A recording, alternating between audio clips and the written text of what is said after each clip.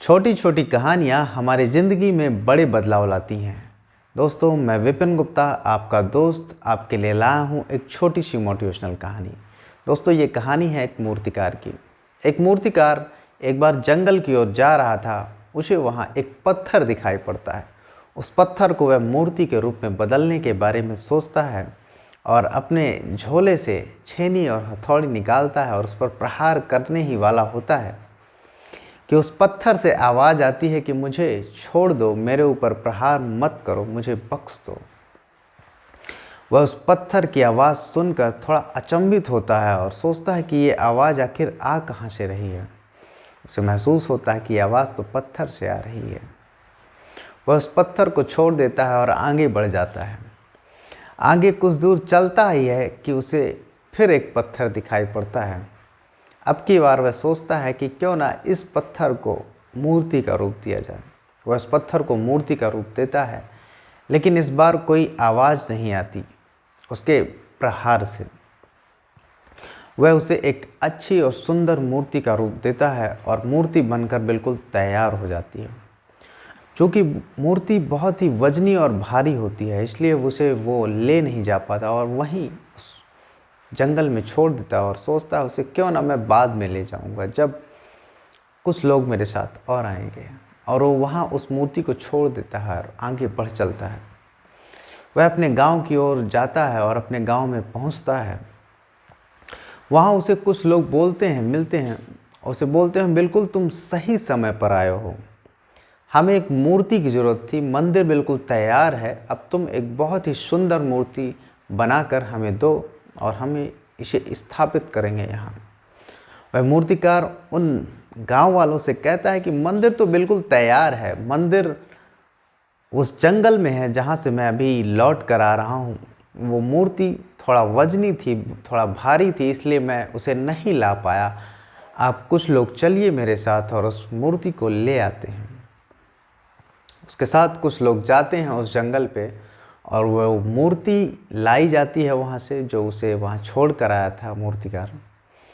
वो मूर्ति आती है वहाँ, उसे प्राण प्रतिष्ठित करके विराजित किया जाता है। अब वो मूर्ति मंदिर में विराजमान हो चुकी हैं।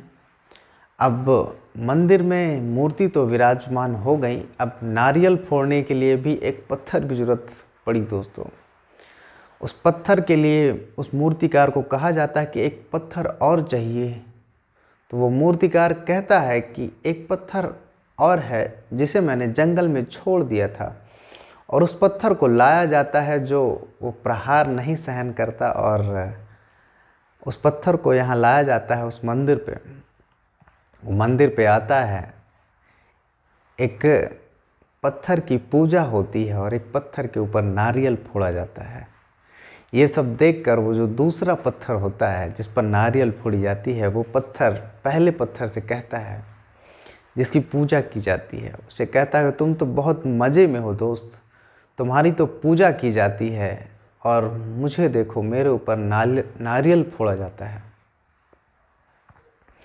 वह पत्थर कहता है जिसकी पूजा की जाती है, वो पत्थर कहता है कि दोस्त, तुम्हारी पूजा तो तुम्हारी भी हो सकती, ये सौभाग्य तो तुम्हें ही मिला था, लेकिन तुमने वो चोट सहन नहीं की, वो प्रहार सहन नहीं किया जो इस मूर्ति को बनने के लिए ज़रूरी था, इस मूर्ति के पूजे जाने के लिए ज़रूरी था। वो प्रहार तुमने सहन नहीं किया।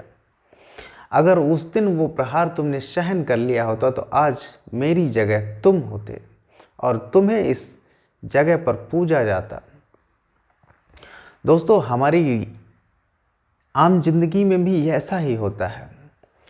हम वो प्रहार, वो कीमत चुकाने के लिए तैयार ही नहीं होते और हम चाहते हैं कि बिना कीमत चुकाए हम एक ऐसी ऊंचाई पर पहुंच जाएं, तो ऐसा नहीं होता दोस्त। प्रकृति का खेल ऐसा नहीं है।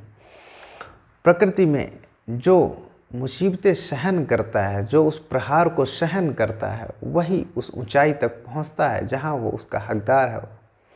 जैसे उस पत्थर ने चोट खाई, अपने ऊपर प्रहार सहा और एक मूर्ति के रूप में बदल ला दिया गया और उसकी पूजा होती है, और वहीं दूसरा पत्थर भी है जिसने प्रहार नहीं सहा और उसे एक नारियल उसके ऊपर फोड़ा जाता है। दोस्तों कहते भी हैं कि सूरज की तरह चमकना है तो सूरज की तरह जलना भी होगा। दोस्तों ये थी मेरी छोटी सी कहानी, आपको कैसी लगी आप ज़रूर बताइएगा।